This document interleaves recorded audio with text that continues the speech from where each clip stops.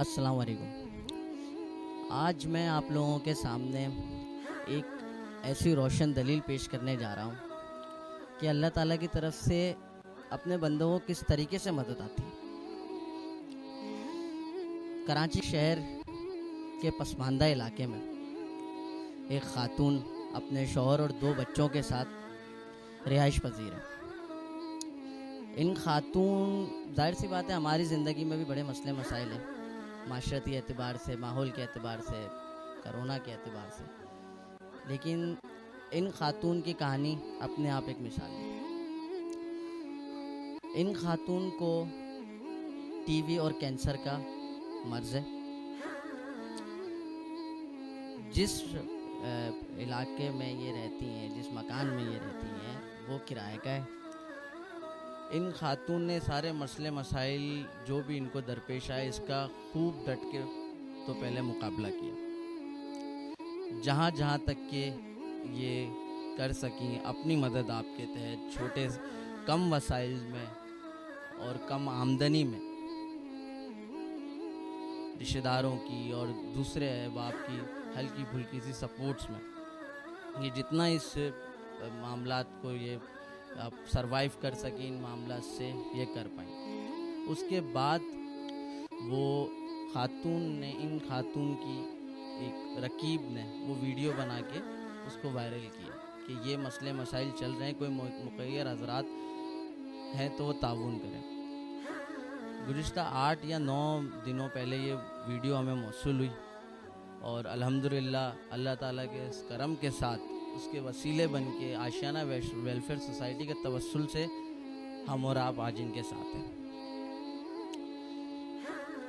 میں اس معاملے پہ اللہ تعالیٰ کا بہت شکر گزار ہوں کہ اس نے آشیانہ ویلفیئر سوسائٹی کو اور ہمارے چیئرمین حضرت حکیم حضرت زہیر احمد نقشبندی مجدد دامت برکاتہم العالیہ کو اتنی توفیق دی کہ وہ آشیانہ ویلفیئر سوسائٹی جیسا پلیٹ فارم تیار کریں اور ایسے افراد جو پہلے صاحب حیثیت تھے لیکن مشکلات نے ان کی کمر توڑ دی اور وہ اب بالکل، میں کیا کہوں اس معاملے کے لیے، کیا تنہا ہو گئے۔ ان کی سپورٹ کے لیے آشیانہ ویلفیئر سوسائٹی کی بنیاد رکھی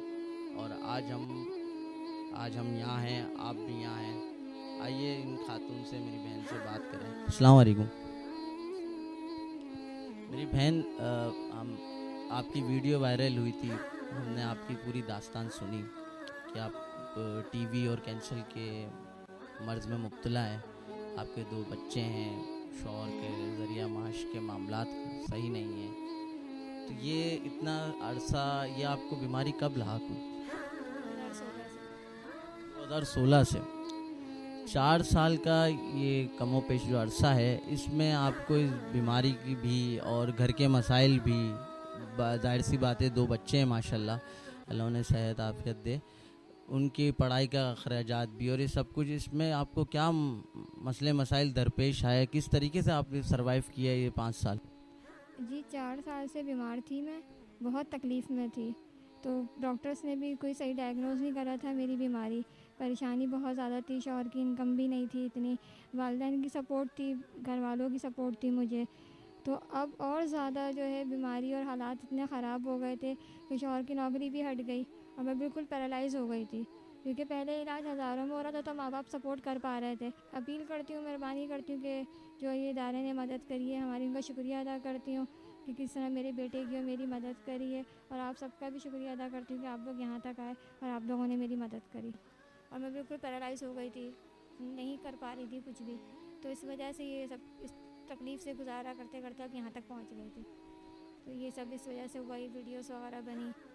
اس طرح سے آگے گیا ہے سارا، کیونکہ اب اتنا پیسہ نہیں تھا ہمارے پاس، نہ ماں باپ کے پاس تھا، نہ بہن بھائیوں کے پاس تھا، شوہر کے پاس تو تھا ہی نہیں کچھ بھی،